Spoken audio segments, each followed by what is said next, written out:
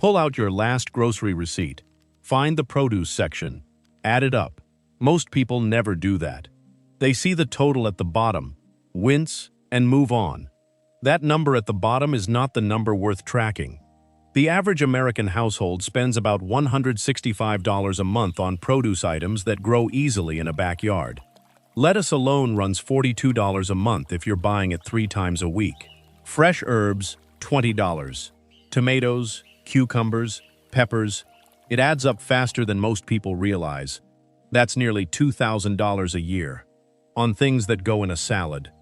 This video breaks down exactly what it costs to grow that same food yourself, plant by plant. One tomato seedling at $3 can produce 15 to 20 pounds of tomatoes in a season. At store prices, that's $50 from a single plant. But only if you're growing the right things. I sat down and ran this math a few years back, the same way I'd look at any household expense. What I found was straightforward. What I found after that was less comfortable. Some of the most popular plants in American backyard gardens save you almost nothing, and most people are growing them without ever questioning it. That's what we're getting into today. Nobody tracks produce separately. They track the total. So when they decide to start a garden, they're not working from data. They're working from instinct. They plant what they like, what looks good, what they remember from someone else's yard, and then they wonder why the savings never show up. I did the same thing for the first few years. Planted by feel, grew things I enjoyed eating, things that looked satisfying in the ground.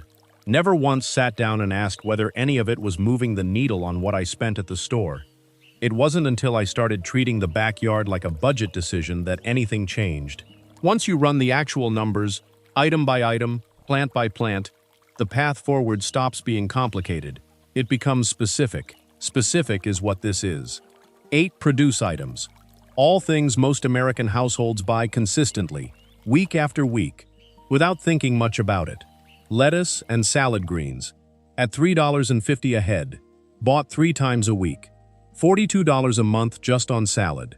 Until I wrote that down, I wouldn't have guessed it either. Fresh herbs, 2 packs a week at $2.50 each. $20 a month on basil, parsley, cilantro, things that wilt in 3 days and get thrown out half the time anyway. Tomatoes, 2 pounds a week at $2.50 a pound, another $20.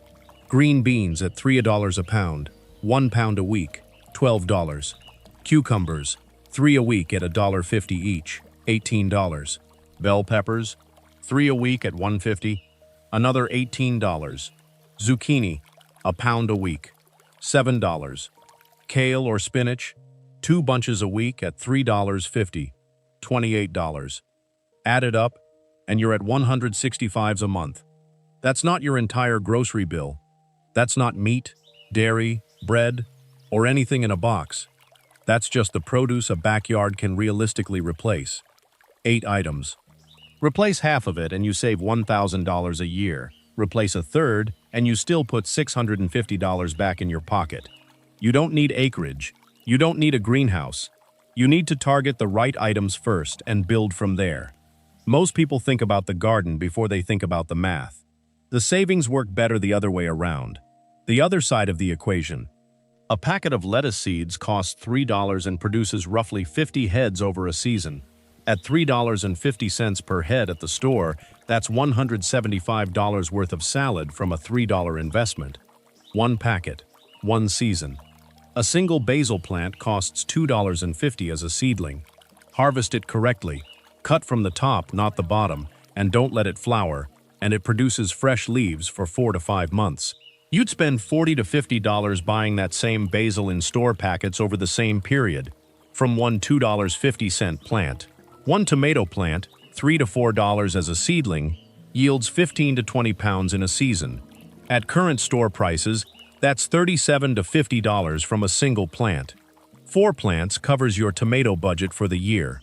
Cucumbers follow the same logic. 1 plant, properly supported, produces 10 to 15 cucumbers through the season. At $1.50 each at the store, that's $15 to $22 from a plant that costs less than $3 and takes up less space than most people expect.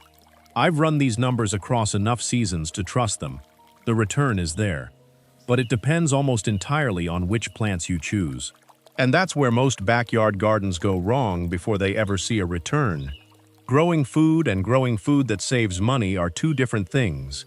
Most people never separate those two ideas. That's the whole problem. I learned it one summer with watermelon. Took up most of one bed, needed water every other day through July and August, and produced 3 melons. 3.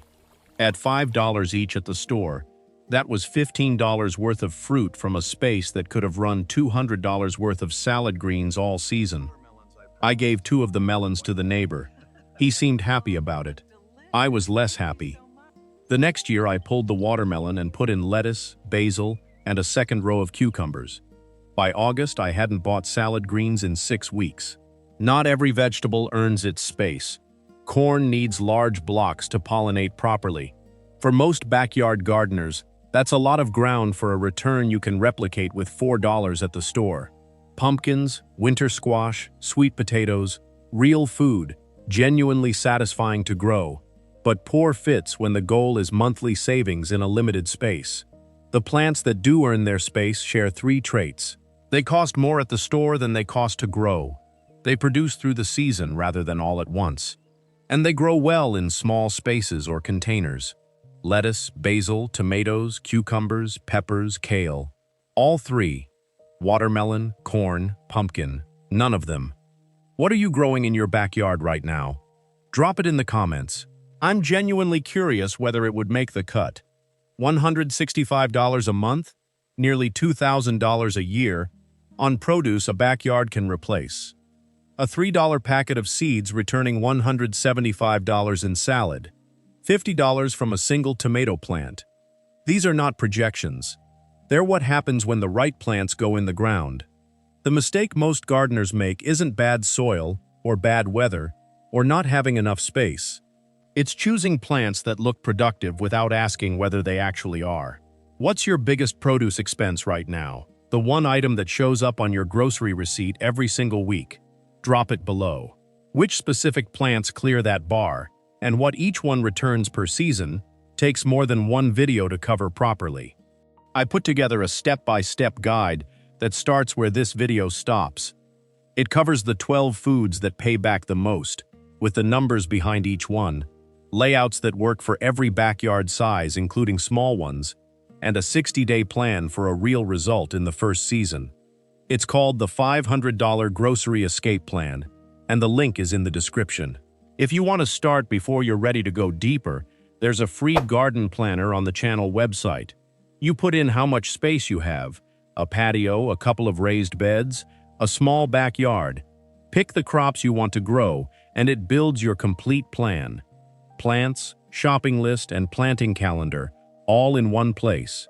No guessing, no spreadsheet.